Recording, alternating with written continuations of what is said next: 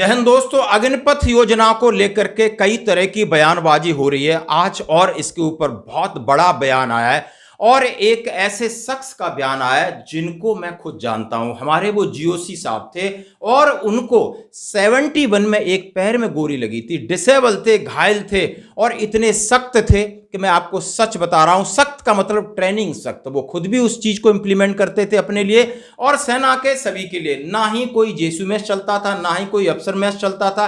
Exercise में जो आपके हावरशे को पिट्ठू झोला में सामान है बस उतना ही आप लेके चल सकते हो। रजाई भूल जाओ क्या होती है, जितना आप क्लोथिंग ऑथराइज है वही होगा और शक्कर पारे या राशन आपकी जेब में होगा। 3 दिन तक कहीं कोई किसी से मिलेगा नहीं। लगातार हार्डवर्क, लगातार ट्रेनिंग, क्योंकि उन्होंने कहा था कि इस ट्रेनिंग क्या इसकी अहमियत होती है। मैंने 71 युद्ध में जाना, जब मैं यंगस्टर था, मेरे पैर में गोली लगी थी, मैंने आंखों के सामने देखा। मैं नहीं चाहता कि हमारे जवान इतने शारीरिक रूप से और मानसिक रूप से मजबूत हो, उनकी ट्रेनिंग मजबूत हो कि जो उन्हें युद्ध में करना हो उसको वो आदी हो। इसलिए कोई रजाई की जरूरत नहीं, कोई टेंटेज की जरूरत नहीं, कोई मैसिंग की जरूरत नहीं।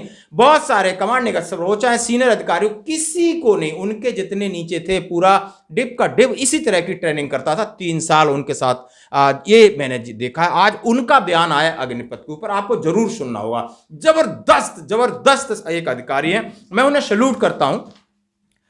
शोलन भारत पाकिस्तान युद्ध के हीरो, उनको हीरो दिया, बिल्कुल हीरो है भाई। मेजर जनरल यान कार्डोजो बिल्कुल हीरो है दोस्तों, इसमें कोई शक नहीं। अग्निपथ योजना पर सवाल उठाते हुए कहा है कि इसे भारतीय सेना मजबूत नहीं होगी। सीधा प्रहार किया है। इंडियन आर्मी का गौरवमयी इतिहास रहा है, लेकिन ब्यूरोक्रेट्स रूल सेना को निशाना बना रहे हैं। इससे वह भी आहत भी है और उनमें रोष भी है। इस तरह की नीतियों से 1965, 71, 99 का युद्ध जीतने वाली सेना को 62 की स्थिति में ले जाएगी। मतलब 62 में जो हमारे साथ चाइना ने किया था, उसके बाद हमने 65, 71, 99 में अपना जो जोश और सब चीजें अपडेट की, वो दोबारा उस स्थिति में ले जाने के लिए बड़ा गंभीर आरोप लगाया है उन्होंने, वो आहत भी है। कसौली में आयोजित खुशवंत सिंह लिटरेचर फेस्टिवल में अपनी किताब बियॉन्ड फीवर पर चर्चा करते उन्होंने कहा कि सेना में सेवारत अफसर व सैनिकों को बोलने का अधिकार नहीं है, लेकिन जनता को सैनिकों के लिए आवाज उठानी होती है। बिल्कुल उन्होंने कहा है कि सेना के ऊपर चाहे सेवारत अफसर हैं और सैनिकों का बोलने का अधिकार नहीं है, इसीलिए अग्निवीर योजना है। उन्होंने कहा है कि अब जनता को सैनिकों के लिए आवाज उठानी चाहिए था। बिल्कुल जबरदस्त बात। उन्होंने कहा है कि सेना में पेंशन को बंद नहीं किया जा सकता। उन्होंने बताया कि रक्षा मंत्री राजनाथ सिंह वर्ष 2019 में दिव्यांग पूर्व सैनिक पेंशनर्स को पेंशन में आयकर की मिल रही छूट को बंद करने को लेकर संसद में एक बिल लेकर आए थे। उन्होंने इस बिल के खिलाफ आवाज उठाई तो सरकार को इसे विड्रॉ करना पड़ा। उन्होंने कहा यदि सैनिक को मिल रहे किसी प्रकार के लाभों को बंद किया जाता है तो युद्ध पर इसका असर पड़ेगा। सैनिकों का जोश इस प्रकार के निर्णयों से कम होता है। बहुत जबरदस्त बात है। उन्होंने कहा है कि सैनिकों का मोराल और जोश को ध्यान रखना होगा। आप वो बोल नहीं सकता, चुप है, लेकिन बाकी देश को बोलना होगा, बाकी पार्टियों को बोलना होगा, सरकार पर अंकुश कसना होगा कि सेना के साथ छेड़छाड़ नहीं करना। ये जबरदस्त कहिए, ये बिल्कुल हीरो है, इसमें कोई जबरदस्त।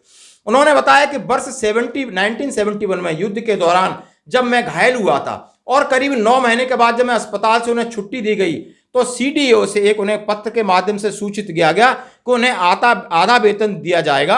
ब्यूरोक्रेट्स रूल था कि अस्पताल में 6 महीने से अधिक समय तक दाखिल रहने पर पेंशन आदि मिलती थी। वर्ष 1965, 71, 99 में भी ऐसी व्यवस्था थी। देश में इस रूल को बदलने में करीब 40 वर्ष लग गए दोस्तों। उनकी लड़ाई यहीं खत्म नहीं हुई। वह एक आर्मी अफसर का एक सपना तो है, वह एक सेना को कमांड करें। युद्ध में उनका पैर कट गया था, इस कारण दिव्यांग को सेना प्रमुख बंद नहीं मिलता था। जब वो अस्पताल में दाखिल हुए थे तो एक समय लगा था कि सेना का सफर शायद खत्म हो जाएगा, लेकिन उन्होंने एक किताब पढ़ी और जिसमें विश्व युद्ध के दौरान वायु सैनिकों ने अपनी दोनों टांगें गंवाने के बाद भी दुश्मनों के छक्के छुड़ा दिए थे। उन्होंने कृत्रिम टांग लगाकर खूब अभ्यास किया और इसका नतीजा रहा कि एक बटालियन, एक ब्रिगेड की कमान संभालने वाले भारतीय सेना के पहले युद्ध दिव्यांग अधिकारी बने। वह गोरखा राइफल्स के मेजर जनरल थे।